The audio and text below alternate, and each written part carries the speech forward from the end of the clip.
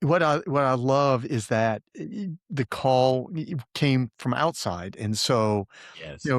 for me, it was an interior call later affirmed by folks outside, but for Yeah. you, it's the opposite. And I think sometimes people or people being called to ministry don't understand that there's both sides of it. It's not just Eddie decides to go preach or Bankole decides to go preach, and it's not just somebody telling you you should go preach. There has to be both of it. And you talked about your mom and your pastor. I wonder who are some of the other voices in your life that really kind of spoke into you and really helped open your eyes to this is what God really is calling me to do in life.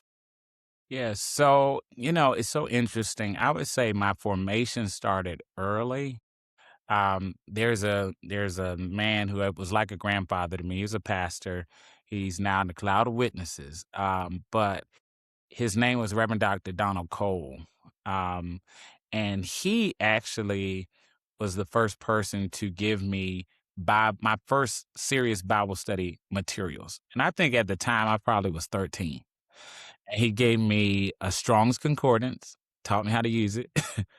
He gave me a Thompson Chain Bible, right?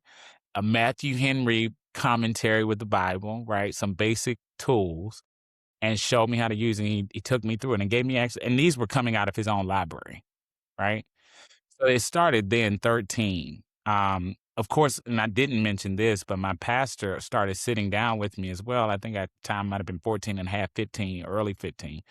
And he said, I want to walk through the doctrines of scripture with you, right?